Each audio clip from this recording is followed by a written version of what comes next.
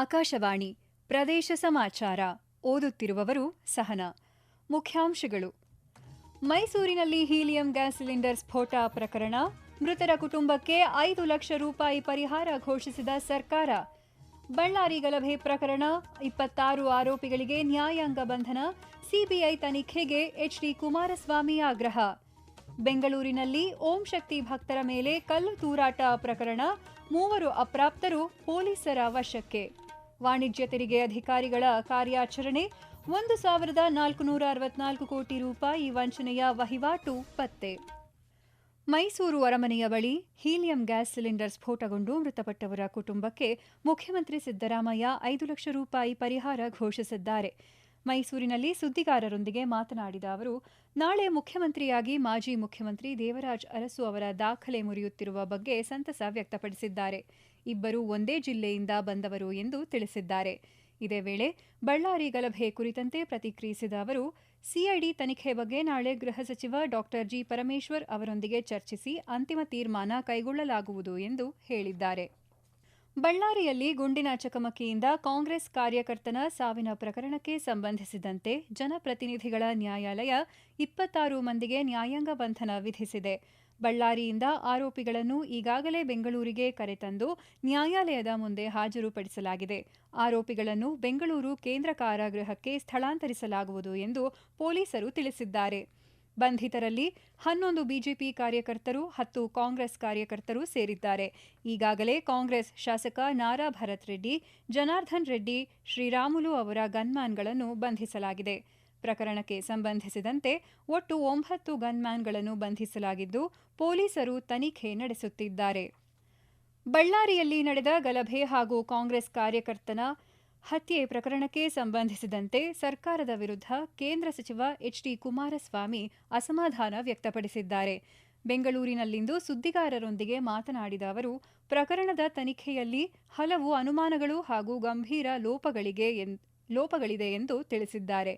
ಪ್ರಕರಣವನ್ನು ಸಿಬಿಐ ತನಿಖೆಗೆ ಒಪ್ಪಿಸುವಂತೆ ಆಗ್ರಹಿಸಿದ್ದಾರೆ.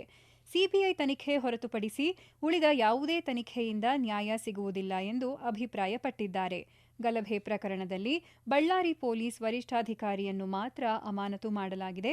ಉಳಿದ ಹಿರಿಯ ಅಧಿಕಾರಿಗಳಿಗೆ ಬಳ್ಳಾರಿಯ ಹಿನ್ನೆಲೆ ಗೊತ್ತಿಲ್ಲವೇ ಎಂದು ಪ್ರಶ್ನಿಸಿದ್ದಾರೆ.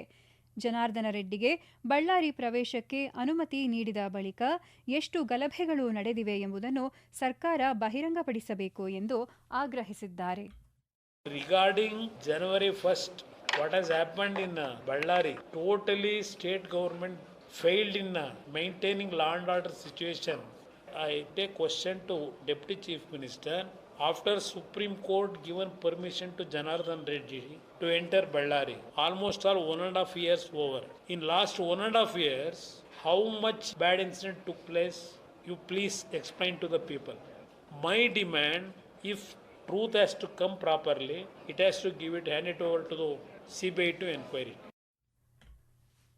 ಬೆಂಗಳೂರಿನ ಜೆಜೆ ನಗರ ಪೊಲೀಸ್ ಠಾಣಾ ವ್ಯಾಪ್ತಿಯಲ್ಲಿ ಓಂ ಶಕ್ತಿ ಭಕ್ತರನ್ನು ಗುರಿಯಾಗಿಸಿಕೊಂಡು ಕಲ್ಲು ತೂರಾಟ ನಡೆಸಿದ ಘಟನೆಗೆ ಸಂಬಂಧಿಸಿದಂತೆ ಪೊಲೀಸರು ಇಂದು 3 ಅಪ್ರಾಪ್ತ ವಯಸ್ಕರನ್ನು ವಶಕ್ಕೆ ಪಡೆದಿದ್ದಾರೆ ಎಂದು ಗೃಹ ಸಚಿವ ಡಾ ಜಿ. ಪರಮೇಶ್ವರ್ ತಿಳಿಸಿದ್ದಾರೆ. ಬೆಂಗಳೂರಿನಲ್ಲಿ ಸುದ್ದಿಗಾರರೊಂದಿಗೆ ಮಾತನಾಡಿದ ಅವರು, ಓಂ ಶಕ್ತಿ ಭಕ್ತರ ಹೇಳಿಕೆಗಳ ಆಧಾರದ ಮೇಲೆ ಆರೋಪಿಗಳನ್ನು ಬಂಧಿಸಲಾಗಿದೆ. ಘಟನೆಗೆ ಪ್ರಚೋದಿಸಿದವರನ್ನು ಪತ್ತೆ ಹಚ್ಚಲು ತನಿಖೆ ನಡೆಸಲಾಗುತ್ತಿದೆ ಎಂದು ಹೇಳಿದ್ದಾರೆ. ಇನ್ನುಳಿದ ಆರೋಪಿಗಳನ್ನು ಬಂಧಿಸಲು ವಿಶೇಷ ತಂಡ ರಚಿಸಲಾಗಿದೆ ಎಂದು ಸ್ಪಷ್ಟಪಡಿಸಿದ್ದಾರೆ. ರಾಜ್ಯವು ಹಿಂಸಾತ್ಮಕ ಘಟನೆಗಳ ಜೊತೆಗೆ ಅವ್ಯವಸ್ಥೆಗೆ ಸಾಕ್ಷಿಯಾಗಿದೆ ಎಂದು ಪ್ರತಿಪಕ್ಷ ನಾಯಕ ಆರ್. ಅಶೋಕ ಆರೋಪಿಸಿದ್ದಾರೆ. ಬೆಂಗಳೂರಿನಲ್ಲಿಂದು ಸುದ್ದಿಗಾರರೊಂದಿಗೆ ಮಾತನಾಡಿದ ಅವರು, ಮುಖ್ಯಮಂತ್ರಿ ಸಿದ್ದರಾಮಯ್ಯ ಅತಿ ಹೆಚ್ಚು ಕಾಲ ಮುಖ್ಯಮಂತ್ರಿಯಾಗುವ ಮೂಲಕ ದಾಖಲೆ ಸೃಷ್ಟಿಸುವ ಕನಸು ಕಾಣುತ್ತಿದ್ದಾರೆ. ಮತ್ತೊಂದೆಡೆ ರಾಜ್ಯದಲ್ಲಿ ಕಾನೂನು ಸುವ್ಯವಸ್ಥೆ ಹದಗೆಟ್ಟಿದೆ ಎಂದು ದೂರಿದ್ದಾರೆ. ಬಳ್ಳಾರಿ ಹಿಂಸಾಚಾರ, ಬೆಂಗಳೂರಿನಲ್ಲಿ ಓಂ ಶಕ್ತಿ ಭಕ್ತರ ಮೆರವಣಿಗೆಯ ಮೇಲೆ ಕಲ್ಲು ತೂರಾಟ ಸೇರಿದಂತೆ ಹಲವು ಘಟನೆಗಳು ವರದಿಯಾಗಿದ್ದು, ಇದು ರಾಜ್ಯ ಸರ್ಕಾರದ ವೈಫಲ್ಯಕ್ಕೆ ಸಾಕ್ಷಿಯಾಗಿದೆ ಎಂದು ತಿಳಿಸಿದ್ದಾರೆ. ಪ್ರದೇಶ ಸಮಾಚಾರ ಕೇಳುತ್ತಿದ್ದೀರಿ.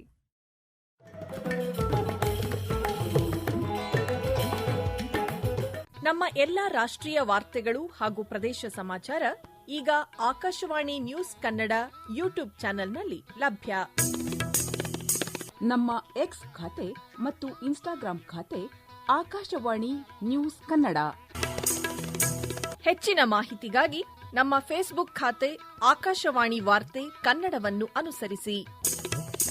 ನಿಖರ, ನೈಜ ಹಾಗೂ ವಿಶ್ವಾಸಾರ್ಹ ಸುದ್ದಿಗಾಗಿ ಕೇಳಿ ಆಕಾಶವಾಣಿ ವಾರ್ತೆಗಳು.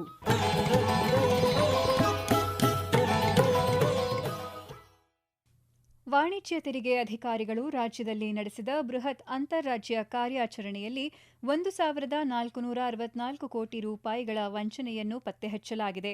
ಸಂಘಟಿತ ಕಾರ್ಯಾಚರಣೆಯಲ್ಲಿ 4 ಬಂಧಿಸಲಾಗಿದೆ. ಕರ್ನಾಟಕ ಮತ್ತು ತಮಿಳುನಾಡಿನಾದ್ಯಂತ ಕಾರ್ಯನಿರ್ವಹಿಸುತ್ತಿರುವ ತಂಡವೊಂದು ಸಿಮೆಂಟ್, ಕಬ್ಬಿಣ ಮತ್ತು ಉಕ್ಕಿನಂತಹ ಕಟ್ಟಡ ಸಾಮಗ್ರಿಗಳ ಒಟ್ಟು 1,464 ಕೋಟಿ ರೂಪಾಯಿಗಳ ವಂಚನೆಯ ವಹಿವಾಟು ನಡೆಸಿದೆ. ಆರೋಪಿಗಳಿಂದ 24 ಮೊಬೈಲ್ ಫೋನ್ಗಳು, 54 ಸಿಮ್ ಕಾರ್ಡ್, 2 ಪೆನ್ ಡ್ರೈವ್ ಹಾಗೂ ಬ್ಯಾಂಕ್ ದಾಖಲೆಗಳನ್ನು ಅಧಿಕಾರಿಗಳು ವಶಕ್ಕೆ ಪಡೆದುಕೊಂಡಿದ್ದಾರೆ. ಮಂಗಳೂರು ವಿಭಾಗದಿಂದ ಕರ್ನಾಟಕ ರಾಜ್ಯ ರಸ್ತೆ ಸಾರಿಗೆ ನಿಗಮ ಬೆಂಗಳೂರಿಗೆ ತೆರಳುವ ವಿವಿಧ ಮಾದರಿಯ ಬಸ್ಸುಗಳಲ್ಲಿ ಪ್ರಯಾಣಿಕರ ಅನುಕೂಲಕ್ಕಾಗಿ ಶೇಕಡಾ 10ರಿಂದ 15ರವರೆಗೆ ಪ್ರಯಾಣ ದರಗಳನ್ನು ಕಡಿತಗೊಳಿಸಲಾಗಿದೆ. ಇಂದಿನಿಂದ ಪರಿಷ್ಕೃತ ದರಗಳು ಜಾರಿಗೆ ಬರಲಿವೆ.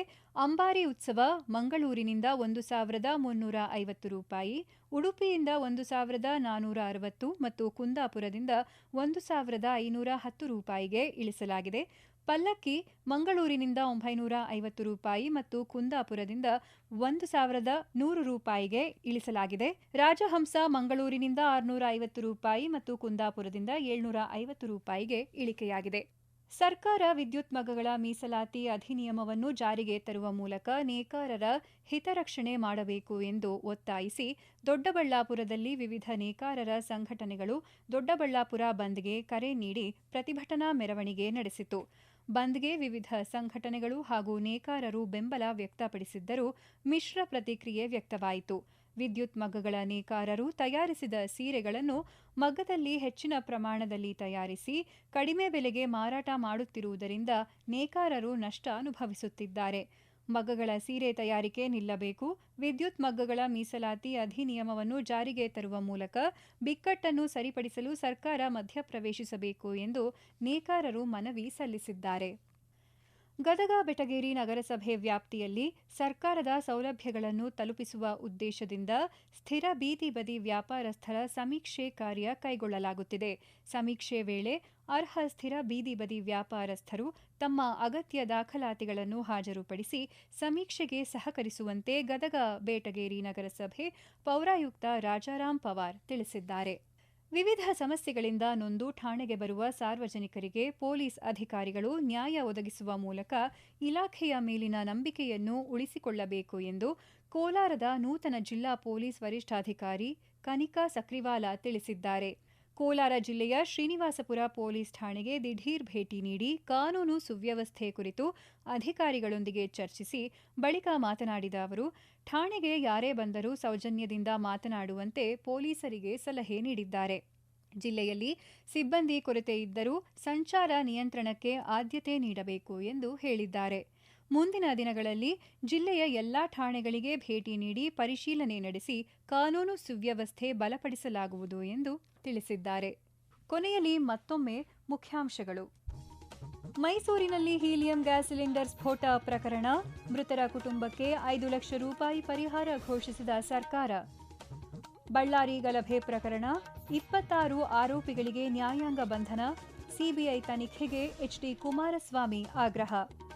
ಬೆಂಗಳೂರಿನಲ್ಲಿ ಓಂ ಶಕ್ತಿ ಭಕ್ತರ ಮೇಲೆ ಕಲ್ಲು ತೂರಾಟ ಪ್ರಕರಣ, 3 ಅಪ್ರಾಪ್ತರು ಪೊಲೀಸರ ವಶಕ್ಕೆ. ವಾಣಿಜ್ಯ ತೆರಿಗೆ ಅಧಿಕಾರಿಗಳ ಕಾರ್ಯಾಚರಣೆ, 1,464 ಕೋಟಿ ರೂಪಾಯಿ ವಂಚನೆಯ ವಹಿವಾಟು ಪತ್ತೆ. ಇಲ್ಲಿಗೆ ಪ್ರದೇಶ ಸಮಾಚಾರ ಮುಕ್ತಾಯವಾಯಿತು. ನಮ್ಮ ಮುಂದಿನ ವಾರ್ತಾ ಪ್ರಸಾರ ಸಂಜೆ 6:40 ನಿಮಿಷಕ್ಕೆ.